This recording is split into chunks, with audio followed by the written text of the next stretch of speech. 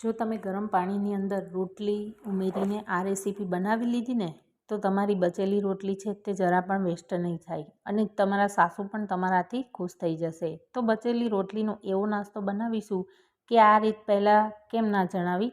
અને હવે તમે રોટલી બનાવશો ને તો 2 રોટલી વધુ બનાવશો.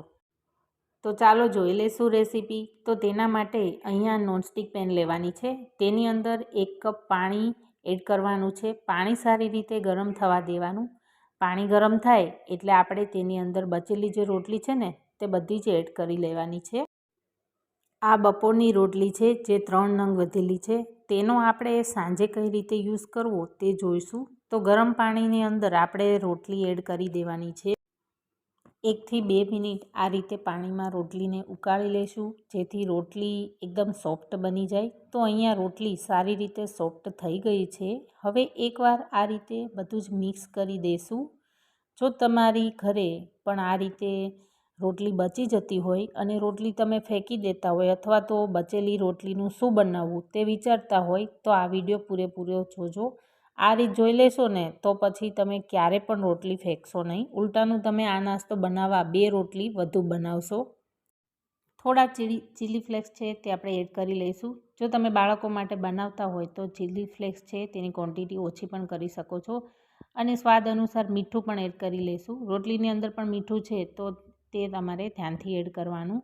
તો રોટલીએ બધું જ પાણી છે તે એબ્ઝોર્બ કરી લીધું છે. હવે આપણે તેને ઠંડી થવા દઈશું. તો સારી રીતે 10 મિનિટ જેવો સમય થઈ ગયેલ છે અને રોટલી આપણી ઠંડી થઈ ગયેલ છે. તેને મિક્સર જારની અંદર એડ કરી દઈશું અને 1 કપ આપણે ઝીણો રવો એડ કરી દેવાનો છે. સાથે જેટલો રવો લીધો તેટલું જ દહીં એડ કરી દઈશું. તો અહીંયા પાણીની જરૂર લાગે તો 1 થી 2 ચમચી પાણી ઉમેરી દેવાનું.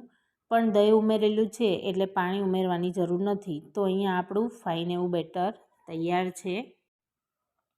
અડધી ચમચી સોડા એડ કરી દઈશું અને 1 ચમચી તેલ એડ કરી દઈશું. હવે સારી રીતે સોડાને મિક્સ કરી દઈશું. જો તમારી પાસે આ સોડા ન હોય તો અડધી ચમચી ઈનો પાવડર લઈ લેવાનો. હળવા હાથે બધી જ વસ્તુને સારી રીતે મિક્સ કરી દઈશું. એકદમ સ્મૂથ એવું બેટર જ આપણે બનાવવાનું છે. તો આ રીતની કન્સિસ્ટન્સી હોય તેટલું જ આપણે તેવું બેટર બનાવવાનું છે. તો તમે જોઈ શકો છો. હવે આપણે આને એક કડાઈમાં તેલ લગાવીને બધું જ બેટર છે તેને આપણે કાઢી લઈશું. તો તમે જોઈ શકો છો કે બધું જ બેટર છે તેને આ રીતે એકવાર કડાઈને હલાવી લેવાની એટલે બેટર છે તે બધું સેટ થઈ જશે અને ઉપરથી આપણે થોડા એવા ચીલી ફ્લેક્સ એડ કરવાના છે. હવે આ કડાઈ ઉપર એક ઢાંકણ ઢાંકીને આ બેટરને 5 મિનિટ માટે સેટ થવા દઈશું. 5 મિનિટ બાદ આ કડાઈને ગેસની લો ફ્લેમ ઉપર 10 મિનિટ જેવું થવા દઈએ. તો સાઈડ પર આપણે 1 ચમચી જેટલું તેલ એડ કરી લેવાનું અને એક ઢાંકણ ઢાંકીને 10 મિનિટ માટે એકદમ લો ફ્લેમ ઉપર થવા દઈશું. તો તમે જોઈ શકો છો કે 10 મિનિટ બાદ આપણું બેટર છે તે સારી રીતે કૂક થઈ ગયું છે અને આ રીતે કડાઈને આપણે એકવાર હલાવીને ચેક કરી લેવાનું. હવે આમાં સાઈડ ચેન્જ કરી લીધી છે તો નીચેની સાઈડ સારી રીતે ક્રિસ્પી થાય છે.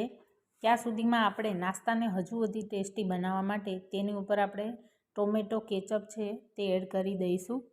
અહીંયા ટોમેટો કેચઅપની જગ્યાએ તમે પિઝા સોસ કે શેઝવાન સોસ પણ ઉમેરી શકો છો.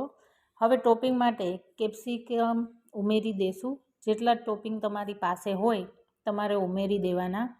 અહીંયા મેં ડુંગળી, કેપ્સિકમ અને ટોમેટો લીધેલા છે. જો તમારે આ રીતે ટોપિંગ ના કરવા હોય તો નાસ્તાને બંને સાઈડ ક્રિસ્પી શેકી લો તો એમનેમ પણ તમે ખાઈ શકો છો ચટણી કે કેચઅપ સાથે. એક ટોપિંગ સાથે પણ આ રેસીપી તમે બનાવી શકો છો. હવે ટોપિંગ લગાવાઈ જાય પછી ઉપરથી આપણે ચીઝ ગ્રેટ કરવાનું છે. ચીઝ તમે તમારી પસંદ અનુસાર વધુ કે ઓછું કરી શકો છો. મેં અહીંયા પ્રોસેસ ચીઝ લીધેલું છે. આની જગ્યાએ તમે મોઝરેલા ચીઝ પણ વાપરી શકો છો. મારા બાળકોને ચીઝ વધુ પ્રમાણમાં પસંદ છે એટલે હું વધારે ચીઝ એડ કરી રહી છું. તો ચીઝ ગ્રેટ થઈ જાય એના ઉપર આપણે થોડો એવો ચીલી ફ્લેક્સ એડ કરી દઈશું અને તમારી પાસે જો ઓરેગાનો હોય તો તે તમે એડ કરી શકો છો. મારી પાસે નહોતો એટલે મેં એડ નથી કર્યો. હવે એક ઢાંકણ ઢાંકીને આપણે 5 મિનિટ માટે ચીઝ મેલ્ટ થાય ત્યાં સુધી આપણે તેને થવા દઈશું. તો તમે જોઈ શકો છો કે ચીઝ સારી રીતે મેલ્ટ થઈ ગયું છે. તો આ નાસ્તો હવે સર્વ કરવા માટે બિલકુલ રેડી છે. તો આ નાસ્તાને બાળકોને આસાનીથી ખવડાવી શકો છો, કારણ કે આ નાસ્તામાં આપણે મેંદાનો યુઝ નથી કર્યો અને એકદમ ટેસ્ટી એવો આ નાસ્તો તૈયાર છે. તો તમને જો મારી આજની રેસીપી ગમી હોય તો મારી ચેનલને સબસ્ક્રાઈબ, લાઈક અને શેર કરવાનું ના ભૂલતા. ફરી જ એક નવી રેસીપી સાથે આપણે મળીશું. Thank you for watching.